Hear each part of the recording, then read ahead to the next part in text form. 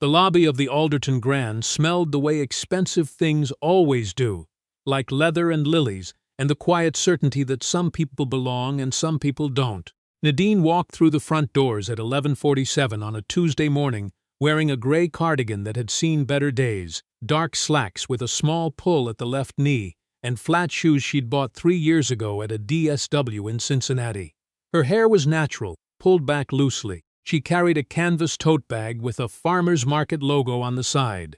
No jewelry except a thin watch that looked like it came from a drugstore display rack. It did not. She paused just inside the entrance and looked around the way people do when they're deciding whether to stay. The Alderton Grand occupied the top 2 floors of a 40-story tower in downtown Chicago. The lobby was technically the 28th floor, a deliberate architectural choice meant to make guests feel they'd ascended to somewhere better than where they'd come from.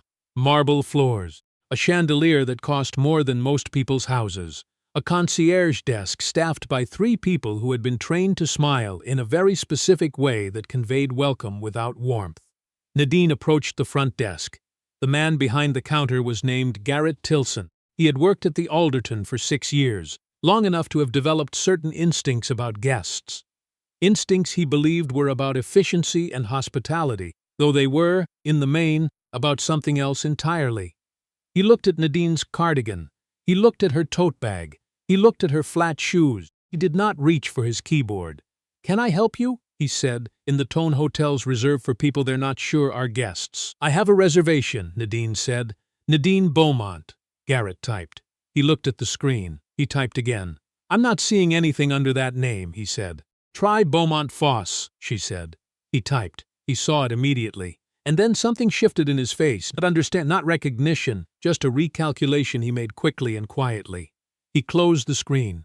"Ma'am, I'm going to need you to verify the reservation with the card on file." "Of course," she said. She opened her tote bag and produced a black card, the kind with no numbers printed on the front, and slid it across the marble counter. Garrett looked at it. He did not pick it up. "Do you have a photo ID as well?" "I do," she said. She set her driver's license next to the card. He glanced at it. "This says Cincinnati." "Yes. Our standard policy is to verify local residency for—" "That's not a policy," she said. It was not said with heat. It was said the way someone states a weather fact. Garrett straightened. "Ma'am, it's not a policy," she said again. "I've stayed in over 40 Alderton properties. There is no local residency verification requirement. Would you like to call your manager?" He would not, it turned out, like to call his manager. But before he could respond, a woman in a navy blazer appeared from the back office. Claudia Reeves, guest relations director. She'd heard the exchange on the monitor they kept running, because the GM had grown tired of front desk complaints. "Miss Beaumont," Claudia said, with a smile that was considerably warmer than Garrett's. "Welcome back to the Alderton Grand. Your suite is ready." Garrett's jaw tightened almost imperceptibly. Nadine picked up her card and her license and put them back in her tote bag. "Thank you," she said. The suite was on the 39th floor. It had floor-to-ceiling windows that faced the lake. There was a piano in the sitting room that nobody played. There was a bathtub that could hold 4 people comfortably. The flowers on the entry table, white peonies, eucalyptus, a single stem of something blue Nadine didn't know the name of, had been arranged that morning by a florist who came in 3 times a week. Nadine set her tote bag on the armchair and stood at the window for a moment. She was 44 years old. She had grown up in a 2-bedroom apartment in the Englewood neighborhood of Chicago, 2 miles from where she was standing. Her mother had cleaned rooms at a Marriott for 31 years. Her father had worked nights at a printing plant until the plant closed, and then he had worked days at a grocery store until his back gave out, and then he had mostly stayed home and read library books and never, in Nadine's memory, complained about any of it. She had a law degree from Northwestern. She had spent 12 years as a federal prosecutor. She had spent the last 4 years as a United States District Court judge for the Northern District of Illinois. She was, as of 8 months ago, the chief judge. Her chambers were 6 blocks from this hotel. She was here because her building's water main had broken on Sunday, and they were still fixing it, and her friend Patricia, a tax attorney with a gift for finding hotel rates that defied all logic, had called in a favor. That was the whole story. There was no more to it than that. She was just a woman in a gray cardigan with a farmer's market tote bag who needed somewhere to sleep. She ordered room service, worked through a brief, and did not think about Garrett Tilson at all. The restaurant on the 29th floor was called Alderton Table. It was, by design, the kind of place that made people feel observed. Open kitchen, low lighting, tables spaced just close enough together that private conversations required a certain practiced control. The menu changed seasonally. The wine list ran to 40 pages. Nadine came down for lunch on Wednesday because her brief was done, and she was tired of eating at her desk. She was wearing the same cardigan. She had not thought to wear anything else. The host stand was staffed by a young woman named Priya, who had a reservation list on a tablet and a smile that was genuine, which was unusual enough in that room to be noticeable. "Good afternoon," Priya said. "Do you have a reservation?" "I don't," Nadine said. "Is there availability?" Priya checked her tablet. "We have a table by the window opening up in about 5 minutes. If you'd like to wait at the bar, that would be fine." She sat at the bar. She ordered sparkling water. She watched the room. The man who came to stand beside her did so with the particular posture of someone who believes the space they occupy is inherently more valuable than the space around them. He was perhaps 50, silver-haired, wearing a suit that announced its price without saying a word. He did not look at Nadine. He looked at the bartender and ordered a scotch, and then he looked at his phone, and then, apparently noticing Nadine in his peripheral vision, he looked at her. He looked at her cardigan. He looked at her tote bag, which she'd set on the bar stool beside her. He looked at her flat shoes. He turned back to his phone. This, in itself, was not remarkable. This was Tuesday. This was every day. But then Priya came to escort Nadine to her table, the window table, the good table, the one with the lake view stretching out behind it like a promise, and the man watched her go with an expression that had something sharp in it, something that looked like the recalibration of an assumption he'd been comfortable with and now had to revise. Nadine did not notice, or if she noticed, she did not show it. She sat down. She opened the menu. She was thinking about a salad with poached shrimp and whether she had time to read before her 2 o'clock call. That was when she met Marcus Webb. Marcus Webb was the food and beverage director of the Alderton Grand, which meant, among other things, that he was in charge of Alderton Table. He was 41, had trained at Johnson & Wales, had worked in hospitality in New York and Miami and London before coming to Chicago, and had, in the past 3 years at this property, developed a sensitivity to certain things that others might call paranoia, and that he called, privately, pattern recognition. The pattern he recognized when he looked at Nadine's table from across the room was not anything she had done. It was everything about her, the cardigan, the tote, the easiness with which she occupied a window table that most guests treated like something they'd earned. He walked over. "Excuse me," he said. He did not introduce himself. "Are you a hotel guest?" Nadine looked up from her menu. "I am," she said. "Could I ask your room number?" "You could ask Priya at the host stand," she said. "She has my name and my suite number both. I'd prefer to verify directly." Nadine set down the menu. She looked at him the way a person looks at something they've encountered many times before and still find each time faintly exhausting. "What's your name?" she said. "Marcus Webb, food and beverage director." "Mr. Webb," she said. "I'm in suite 3914. I arrived yesterday morning. You're welcome to verify that with your front desk, your guest relations director, or your property management system. Is there something specific that prompted this?" "It's standard procedure," he said. "It is not," she said. For the second time in 2 days, she said a thing quietly and with great certainty, and it sat in the air between them like a stone someone had placed very deliberately on a table. "I've stayed in enough Alderton properties to know what standard procedure looks like. This is not it." A woman at the neighboring table had stopped pretending to read her menu. Marcus was quiet for a moment. He was a man who was accustomed to a certain deference in his own restaurant, and he was recalibrating the way Garrett had recalibrated, but he had not yet arrived at the right recalibration. He was still in the middle of it. "I apologize for any inconvenience," he said, which is what people say when they want to end a conversation without conceding anything. "I'd like to order," Nadine said. He left. She ordered the shrimp salad. It was excellent. She ate it and thought about her 2 o'clock call and did not, particularly, think about Marcus Webb. But Marcus Webb was thinking about Marcus Webb. He went back to his office and did something that, even as he was doing it, he understood was disproportionate to the situation. He called the front desk and asked them to pull up the record for Suite 3919. Claudia answered. Beaumont Foss, she said. Nadine Beaumont Foss. She's been a Platinum Circle member since 2016. This is her 19th stay at this property. She usually requests the Lakeview suite. She tips housekeeping at checkout every time, in cash. Is there a problem? No, Marcus said. Just a verification. Of course, Claudia said, in the tone of someone who understood perfectly well what kind of verification it had been. Marcus put the phone down. He sat with it for a moment. Then he went back into the restaurant and personally delivered a complimentary dessert to table 7, the window table, and said, Compliments of the house, Miss Beaumont. Nadine looked at the small plate of chocolate something. She looked at him. That's kind, she said, but unnecessary.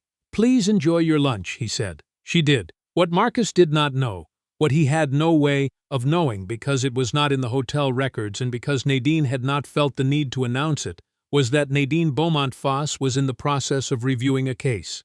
The case was United States v. Harlan Vaux and Associates, a commercial real estate fraud matter that had been in her court for 14 months. The defendant's attorneys, a team of 8 from a firm on LaSalle Street, had filed 4 separate motions in the past 6 weeks, each one slightly more creative than the last, each one designed to extend the timeline and increase the cost of prosecution. One of those attorneys was a partner named Dean Alderton. Dean Alderton, as in the Alderton family, as in the family that had founded the Alderton Grand Hotel chain in 1961 and still held a controlling interest in the company. Nadine had known this since the case was assigned. It was why she had said nothing at the front desk when Garrett asked about local residency. It was why she had said nothing in the restaurant when Marcus came to her table. She was not unaware that she was a black woman in a gray cardigan eating at a window table in a hotel that bore the name of the family currently appearing before her bench. She was aware. She was always aware. She simply declined to let that awareness change how she moved through the room. Her clerk, a young man named James who had graduated top of his from Michigan law, had offered to find her another hotel. She'd told him not to bother. She was not going to be moved out of a room she'd reserved legally and paid for in full because a man whose family name was on the building had a case before her court. That was not how she operated. That was never how she had operated. Thursday morning, Nadine came down to the lobby at 7:15 to meet her clerk, who was bringing a box of documents she needed to review before Friday's hearing. She was wearing, again, dark slacks and a cardigan, this one a deep burgundy, and the flat shoes. Her hair was down. She did not look like a chief federal judge. She did not look like anything except what she was. A woman who had spent the last 2 days working 18 hours at a stretch, and whose primary concern at 7:15 in the morning was coffee. She got coffee from the lobby bar. She sat in one of the deep leather chairs near the window and opened her laptop and began reviewing a motion response that had been filed at midnight by Dean Alderton's team, which was, she noted, the 3rd midnight filing in 4 weeks, a pattern she found professionally instructive. At 7:41, a man sat down across from her. She looked up.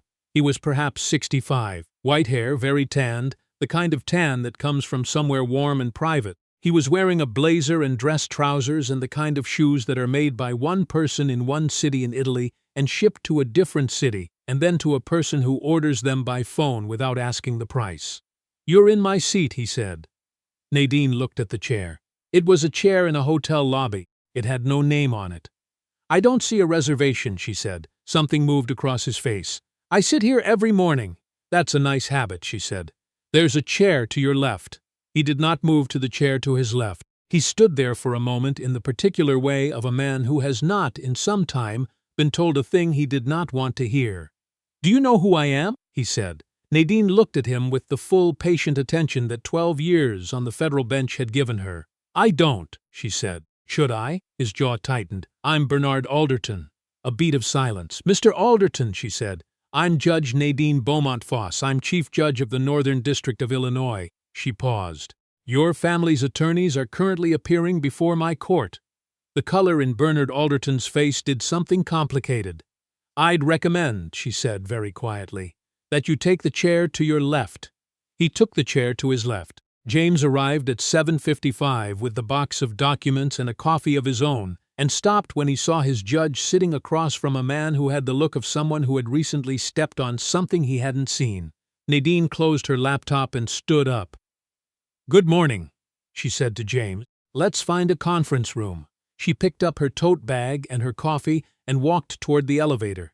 Bernard Alderton watched her go. Later, much later, after the hearing, after the verdict, after the appeals that went nowhere and the settlement that went somewhere the Vauve defendants did not enjoy, people would ask James what it had been like, working for Judge Beaumont Foss, being in the room. He always said the same thing. He said she never raised her voice. Not once, not in 4 years, not at a defendant who had the nerve to smirk during closing arguments, not at an attorney who had filed a midnight motion for the 3rd time in a month, not at a man who had the name of the building on his collar and had told her she was sitting in his seat. She never raised her voice because she didn't need to. What happened next happened quickly. Friday morning, Nadine presided over the pre-trial hearing in United States v. Harlan Vaux and Associates. Dean Alderton appeared for the defense. He was polished and precise and argued his continuance motion with the fluency of someone who had won this argument many times before. Nadine denied it. She denied it with a written order that ran to 11 pages, each page a careful dismantling of the argument, each paragraph a demonstration of what it looks like when someone has read every filing and understood every implication, and is not moved by the prestige of the firm or the name of the family or the lateness of the hour at which the motion was submitted. She set the trial date. Dean Alderton stood very still at the defense table and said, "Yes, Your Honor," and sat down. Bernard Alderton called the hotel general manager that afternoon. His name was Clifford Bowe, and he had run the property for 9 years, and he had gotten where he was by being, among other things, very good at listening to what was not being said. What was not being said in Bernard Alderton's phone call was, "A black woman in a cardigan sat in my chair and didn't apologize for it, and now her name is on a court order that is going to cost my family's lawyers money." What was being said out loud was, "I had an uncomfortable interaction with a guest, and I want to know how it was handled." Clifford listened. He pulled up Suite 39 Warrantine. He read the Platinum Circle notation, the 19-stay record, the housekeeping tip log. He read the notation Claudia had added on Wednesday, FYI, had a verification inquiry. This guest from M. Webb, no action taken, flag for awareness, and the one she'd added on Tuesday, front desk courtesy issue, resolved, guest retained. He called Marcus Webb. Marcus came to Clifford's office and sat down and told the truth, which was the version of events that did not make him look good, but that was, in fact, the accurate one. Clifford listened. He asked 3 questions. He thanked Marcus and asked him to close the door on his way out. Then Clifford sat for a while. Then he made 2 phone calls. The first was to Garrett Tilson. Garrett was moved, effective immediately, to a back-office scheduling role. Not fired. Clifford had seen enough of these situations to know that firing people did not fix the thing that caused them to behave the way they had behaved, but moved out of guest-facing work indefinitely. The second call was to Marcus Webb. Marcus was placed on a 30-day remediation plan that included training that Clifford did not describe as sensitivity training because he had found, in 9 years, that labeling it that way caused people to perform rather than learn. He called it hospitality recalibration. He told Marcus what it was for and why, and what the expected outcomes were, and what would happen if they were not met. Marcus did not argue. He had sat with it since Wednesday. He had known, since Wednesday, more or less exactly what it was for. Nadine checked out on Friday afternoon. She tipped housekeeping, in cash, the way she always did. She picked up her tote bag. She took the elevator down. In the lobby, Claudia was at the concierge desk. "Miss Beaumont," she said, "I hope your stay was comfortable." "It was," Nadine said. "Thank you for your help at check-in." "Of course." Claudia paused. "We've made some changes since your arrival. Staffing changes. I wanted you to know." Nadine looked at her for a moment. "I appreciate that," she said. She walked through the lobby, past the chandelier that cost more than most people's houses, past the marble floors, past the deep leather chairs by the window, both of them empty now, and through the front doors and into the Chicago morning. Her chambers were 6 blocks away. She walked. There's a thing that happens sometimes when someone has been carrying a weight for so long that they've stopped noticing the weight. They just walked differently from other people. Quieter, more deliberate, with a stillness that some people mistake for coldness and other people, the ones paying attention, recognize as strength. Nadine Beaumont Foss walked like that. She had walked like that since she was 7 years old in Englewood, since she was 22, in a Northwestern classroom where she was one of 4 black women in a lecture hall of 200, since she was 31 in a courtroom where a defense attorney had addressed her twice as Miss before the bailiff corrected him. She had never stopped walking. She had never apologized for the space she occupied. She had never changed her cardigan.